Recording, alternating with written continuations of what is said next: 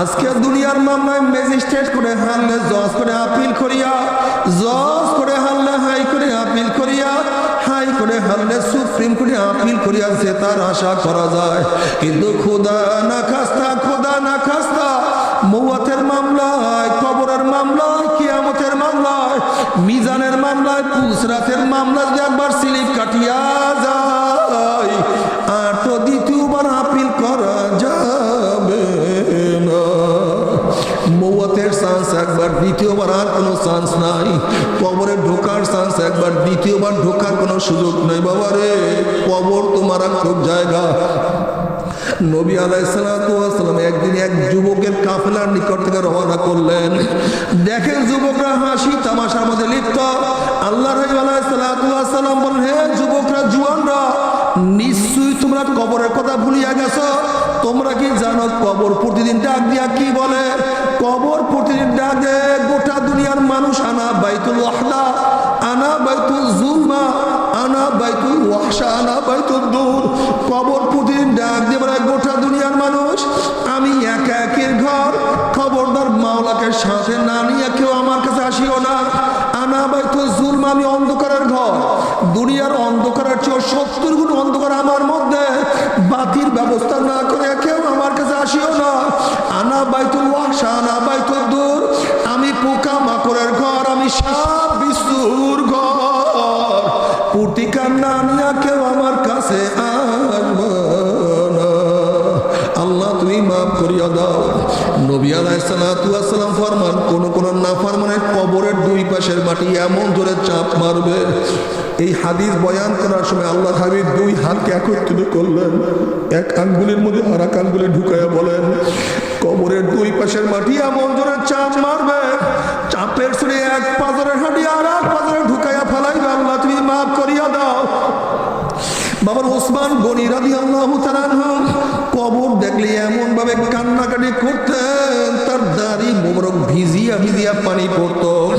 সবাই বলে, হযরত আপনি কবর দেখলে এত বেশি কেন কান্নাকাটি করেন?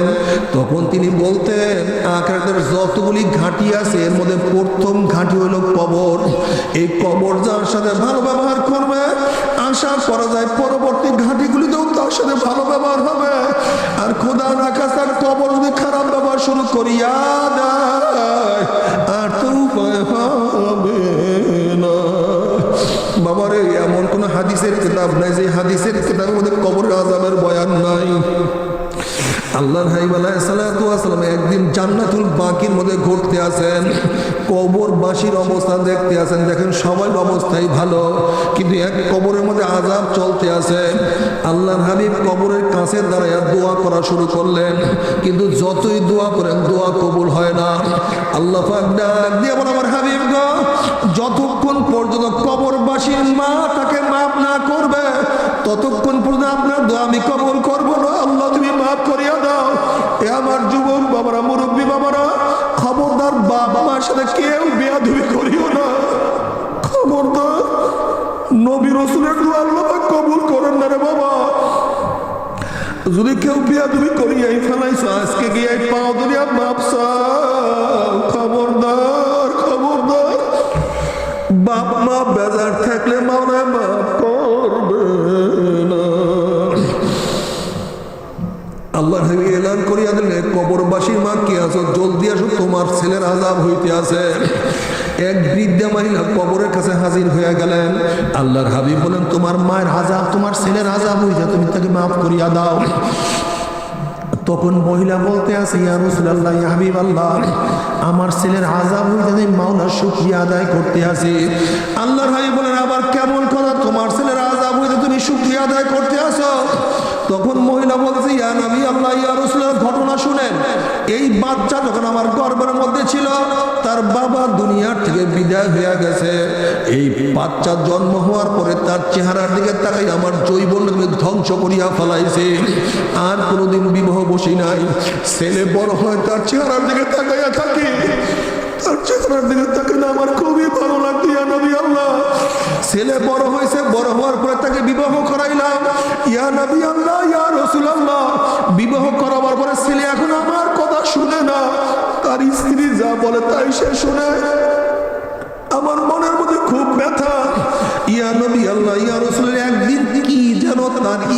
তার কানে কানে বলছে, বলার সাথে সাথে আমার ছেলে আমার মাথার উপর একটা বাড়ি মারছে। বাড়ি মারার সাথে সাথে আমার মাথার থেকে রক্ত বাহির হওয়া শুরু হয়ে গেছে।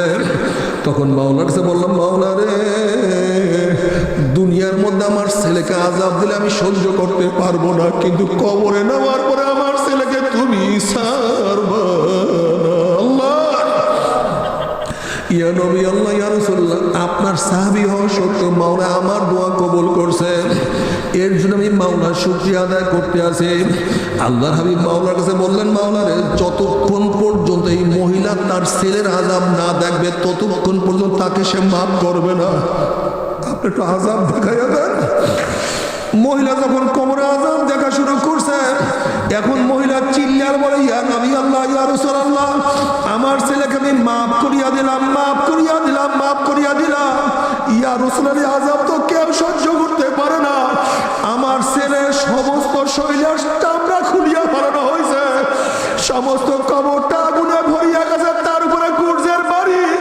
ইয়া নবী আল্লাহ, আযাব তো কেউ সহ্য করতে পারে না। বাবা রে, খবরদার হিসাব নিকাশ না মিলাইয়া কেউ মাওলার কবরে যাইও না। আল্লাহ, বাবারে কি ভাবছো? সব কি পাগলামি?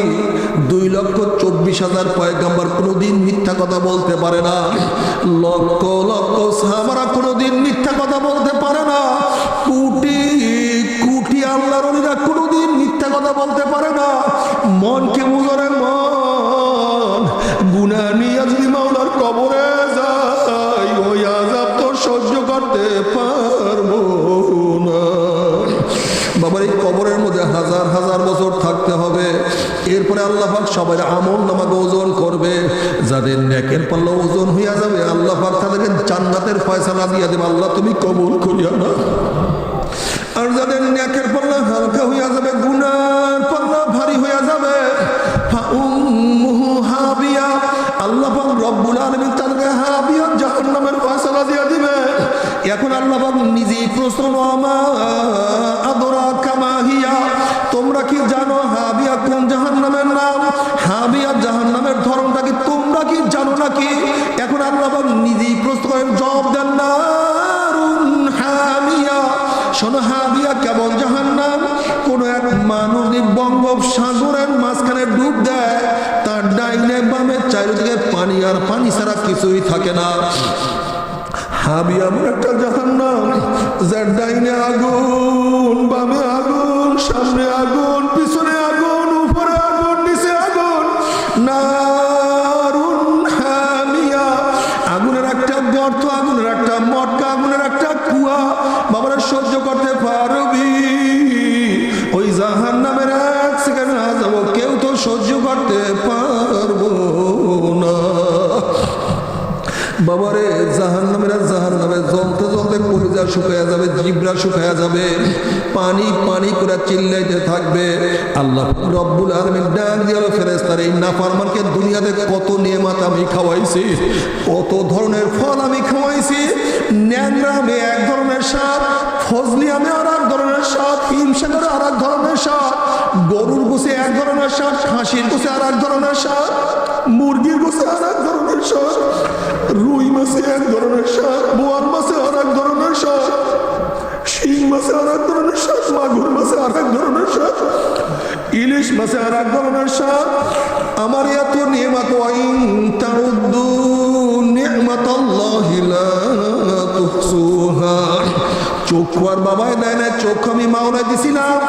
জবান আর মাওলা বাবাই দেয় না, জবান আমি মাওলায় দিছিলাম। ফি আহসানি তাকবীর, আমি এত সুন্দর করে ওকে সৃষ্টি করছি, আমার এত নিয়ামত খাইয়া লইয়া যারা আমার হুকুম মানে নাই, আমার কথা শুনে নাই, ওই জাহান্নামীদের জন্য ঠান্ডা জাতীয় ঠান্ডা পানির ব্যবস্থা রাখি নাই। লা ইয়াযুকুনা ফিহা বারদা ওয়ালা শারাবা ইল্লা হামিমা ওয়া সাকা জাযাউ ইফাকা। আমি ওদের জন্য গরম পুজ এবং গরম পানির ব্যবস্থা রাখছি। আল্লাহর হাবিব আলাইহিস সালাতু ওয়াস সালাম ফরমান, ওই পানি এবং পুজ এত গরম হবে, যখন জাহান্নামীদের চেহারার সামনে পানি এবং পুজ নিয়ে নিয়ে আসা হবে। পানি এবং পুইজের গরমের চেহারার চামড়া খুলিয়া ঝাপাত করে পড়িয়া যাবে। এরপরও পানির তৃষ্ণা মিটবে না। যখন ডক ডক করে পানি এবং পুজ গিলিয়া খাইয়া ফেলাইবে, পেটের মধ্যে গিয়া নারী বুড়ি সব জ্বালাইয়া পোড়াইয়া গলাইয়া পিছনের রাস্তা দিয়ে ঝুপ ঝুপ করে ফেলাইয়া দিবে। আল্লাহ পাক কালামে পাকের মধ্যে ফরমান লা ইয়ামুতু ফিহা ওয়ালা ইয়াহইয়া।